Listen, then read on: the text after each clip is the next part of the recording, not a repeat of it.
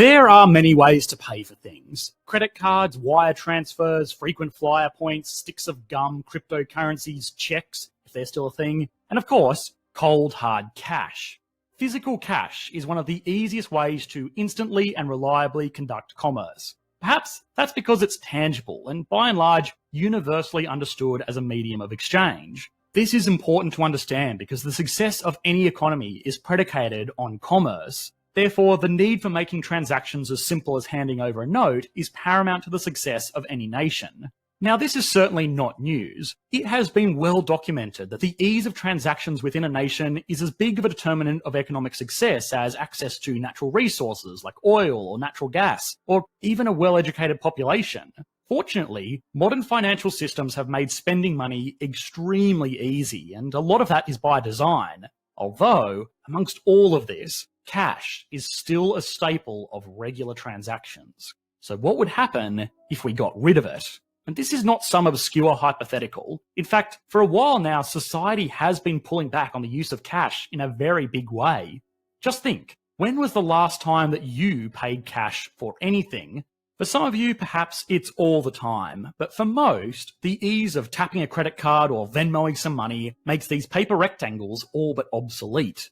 The decline of cash is not all due to technology, however. Many countries have enacted laws making it much more difficult to use paper currency. The Australian government, for example, is expected to make cash transactions of more than $10,000 illegal. And the disappearance of cash isn't only affecting my fellow Aussies. All governments are naturally suspicious of large physical cash deals. Say you live in America, and instead of purchasing your $1 million house with a 30-year mortgage, you instead go into the bank with a briefcase full of cash. Sure, it would technically be perfectly legal for you to make such a purchase with paper currency, but you better be prepared for a whole lot of questions and probably face an audit. So, would going completely cashless really be that bad? Do governments really want to get rid of cash? And in our current world of negative interest rates, would getting rid of cash hurt people that just want to hold on to their money rather than having to pay a bank a negative interest rate for the privilege of doing so? This episode of Economics Explained was made possible by our fans on Patreon. If you would like to gain early access to these videos before they're uploaded to YouTube, as well as participate in our exclusive Q&A sessions, which are now hosted every Saturday at 9 AM Eastern Standard Time, please consider supporting our channel on patreon.com/economicsexplained. For those of you who don't remember the last time you paid cash for anything, it's logical to think that a cashless society is just the natural result of technological progression. After all, we no longer use gold coins or goats to trade with one another. So if technology makes it better and easier to do everything electronically, then what's the harm in embracing change? Cash is great, but from a consumer's perspective, there are far more compelling options. Consider credit cards, for example. If your cash gets lost or stolen or destroyed, it is gone. On the other hand, if you lose your credit card, you just order another one. If it gets stolen, you reverse the fraudulent charges, and you get all of this while benefiting from the ability to earn rewards like cashback on purchases or frequent flyer points. What's more, there's no need to be there in person to hand over a credit card like there is with, say, cash, which is particularly important in this day and age. After all, you can't send physical cash to patreon.com/economicsexplained. Of course, credit cards do have their drawbacks. If used irresponsibly and not paid off in full every month, they carry extremely high interest rates, often well over 30% depending on the provider. And even for those people that do pay them off in full every month, cards may be hurting their finances in a less obvious way. A 2018 paper published by the Bank of International Settlements found that there was a strong correlation between someone's credit card limits and that person's marginal propensity to consume. In plain English, this means that people are more likely to spend more of their money if they have a big credit card, or even worse, lots of credit cards. But putting debt aside for the moment, what are some of the other problems with using a credit card? Well, it's actually right there in the name. When you buy anything with a credit card, you are paying with credit. In other words, a promise. A promise to the credit card company that you will pay back the sum that was loaned to you on time, or if not on time, then with interest. Cash or credit are terms that are often used interchangeably, but in reality, credit is quite different from cash. Functionally, this is very important in the banking world because free-flowing access to credit boosts consumption in the short term, normally at the expense of growth in the long term. So, as for the cashless economy debate, credit cards may not necessarily be a perfect substitution. Fortunately, we have debit cards, which can only let cardholders access the money that they already have, while still offering a lot of the same functionality of credit cards without high interest rates or a destabilizing impact on consumer spending in the debt cycle. This hybrid approach, if you will, combines the best of both worlds, the ease and functionality of a card with the reliability of cash. Problem solved, right? Well, not so fast.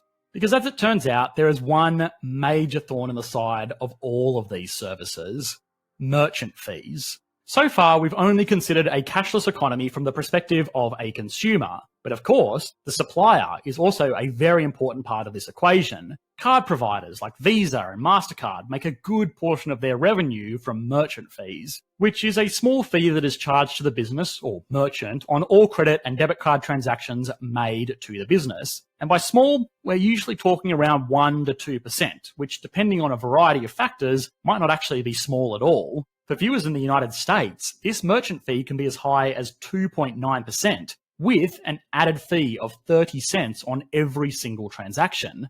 That can be particularly expensive, especially for products with low price tags. For example, say you run a small bakery and sell a cup of coffee for $5.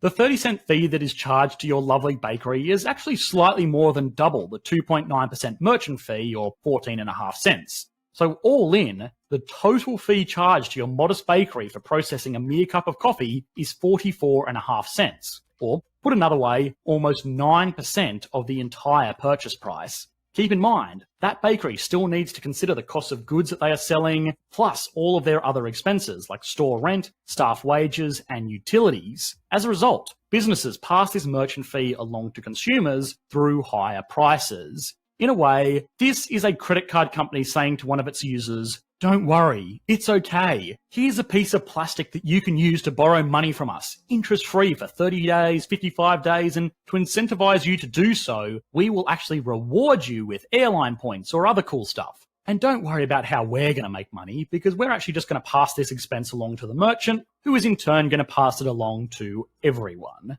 This is a negative externality, where otherwise innocent and uninvolved consumers who just want to pay with fair income cash are forced to pay more to cover the expenses of those who are paying on their cards. Thought of another way, this is effectively socializing the cost of credit card rewards points through higher prices at the checkout for everyone.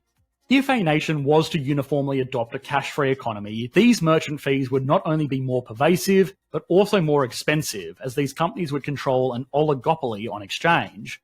So, create their own societal problems due to high transaction fees, then perhaps other technologies are the solution. And if you've been to China in the past year or so, which I hope you haven't, you probably agree that technology might be the solution. That's because in China, making payments digitally has become a cultural norm. QR codes are literally everywhere, and that's largely due to China's ever-ubiquitous smartphone apps, WeChat and Alipay, which dominate the payment industry on a scale that is truly unprecedented. To put it in perspective, credit card payments in the US totaled $4.1 trillion in 2019, whereas in China, mobile payments totaled a mind-boggling $41 trillion US, or more than 10 times that of the US. To give you a real-world example of just how widespread mobile payments are in China, street performers and even homeless beggars accept WeChat Pay. Now, obviously, China has a larger population than the US, which naturally leads to more transactions. But even still, this should not detract from the scale of this massive digital economic ecosystem. Magnitude aside, these platforms break down many of the barriers that would ordinarily hold back a cashless economy. For starters, transaction fees are for the most part non-existent, and setting up infrastructure for accepting payments doesn't require going through the hoops and hurdles of setting up bulky payment terminals. Instead, it simply means downloading an app. To go back to our previous example of running a small bakery, we saw that all the payment merchant fees were effectively 9% of a sale of a purchase price of a $5 cup of coffee. If our hypothetical bakery was located in Beijing and we were using WeChat, the merchant fee would instead be $0, adding that 8.9% back to the business, all while being a lot easier to set up and get going.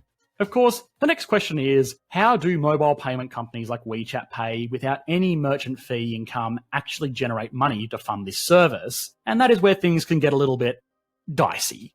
The first strategy is the most benign, and that is by tying WeChat Pay into the entire Tencent ecosystem, it makes it really easy for consumers to make payments on other Tencent-owned properties like games such as Fortnite or Clash of Clans, media, music, streaming services, or anything else that Tencent owns, which is basically everything. But of course, it's not a secret that the Chinese Communist Party maintains strict controls over data collection and usage, even in a company like Tencent, which is supposedly non-state-owned. In China, if foregoing merchant fee income is the cost of acquiring vast amounts of individualized data pertaining to how their people are spending all of their newfound wealth, then that's a cost that they are more than willing to pay. Of course, this may sound scary, and that's because the Chinese government is scary, but it all highlights perhaps the biggest problem with a cashless society. It gives too much power to the providers. WeChat Pay is unlikely to ever take off in the Western world, and that's because most nations have a perfectly justified suspicion of giving too much information to companies located in China. Just look at the recent drama with TikTok. But a cashless economy, regardless of which government oversees such a society, would ultimately be at the mercy of payment providers. Money is designed to dictate what is produced in society by letting people vote with their wallets for products and services that they want more of or don't want more of. Cash, as in one of those paper rectangles, are one of the only truly anonymous ways of casting this transactional vote. Everything else, be it a credit card, a wire transfer, a buy now, pay later app, or even WeChat, is handled by a private institution with a profit motive. Now, some of these private companies are better than others, but they do ultimately have the same power to sway the outcome of these transactional elections. What's more is that these payment overlords have the ability to completely deny service to any business or individual they choose. For example, let's say that credit card providers decide to no longer support the NRA and choose to stop processing donations to this institution. As private companies, they are fully within their right to do this. But in a world where cash is a thing of the past, this would mean that such an organisation would have no alternative way of receiving revenue, essentially putting the NRA out of business. Now, no matter what your opinion is about the NRA, and everyone has one, it should not be up to MasterCard to make this call. What's more is that money in the system is at the mercy of the system. At the beginning of this video, we mentioned that the Australian government has announced plans to make it illegal for businesses to accept more than $10,000 in cash. The primary reason for this was that it would limit money laundering and other naughty activities, which in fairness is actually a valid point for having a cashless economy. The problem is that a lot of people are seeing this as the first step to a widespread limitation on the use of cash. Now, pretty much nobody in Australia is paying $10,000 in cash for anything, but that's actually beyond the point. It's more so about the freedom to be able to do it if you so please. If, for example, negative interest rates were widely adopted in response to, the largest economic decline in recorded history, then it might actually cost people money to keep cash in a bank account, making a mattress the more fiscally conservative depository institution. If there were legal limitations on cash, then people might just have to suck it up and pay for the privilege of having money. What's more is that long term, this might not even be a win for the government, and if such a large change was to happen, then it is going to be driven by those who have their finger on the printer.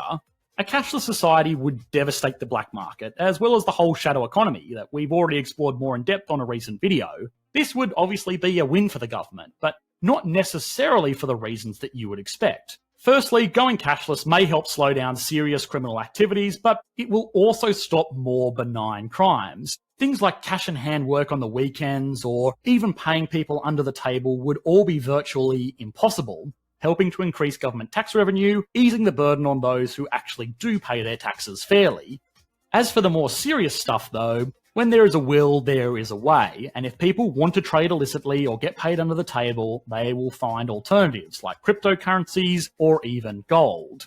The robustness of the underground market aside, this would also mean giving up seigniorage, which is a fancy word for describing the profit that a government makes by printing money. A standard $100 US banknote costs about 20 cents to produce according to the US Federal Reserve Bank. That means every time the money printer goes brrr and a physical note is printed, the government is profiting $99.8. In 2018, the US government profited $80 billion just by printing physical cash, which on the scale of the US budget is admittedly pretty insignificant, but nonetheless, why would you give it up if there's no benefit to do so? Which, as we've seen so far, there may or may not be. Now, a question for all of you to fight to the death about in the comment section below. A sheet of paper, or more specifically a sheet of cotton, might only be worth a few cents before it goes through the money printers at the Federal Reserve, but when it gets spat out the other side, it will have a face value of thousands of dollars. So, is this genuine value-adding manufacturing? The march towards a future where paper cash has become extinct is something that has people genuinely concerned for valid reasons. We have gone from a society that trades in gold, to trading in notes backed by gold, to trading in notes backed by nothing, to trading in digits backed by notes backed by nothing. There were concerns and drawbacks to every step of this process, but it is possible that the ease and convenience of a purely digital financial landscape will outweigh the burdens. For now at least, it seems like the great economist Biggie Smalls was wrong, and more money, less problems is the status quo. Even if going completely cashless is only a hypothetical for now, it's still important for a society to consider these valid concerns. Not only because it may be more than a hypothetical in the not too distant future, but because it reveals a lot about the financial mechanics of the world that we live in. Hope you enjoyed the video. If you did, please consider liking and subscribing. This video was made possible by our patrons over on Patreon. If you want to have your say about what country or topic we explore next, please consider supporting the channel like these awesome people did. Thanks guys, bye.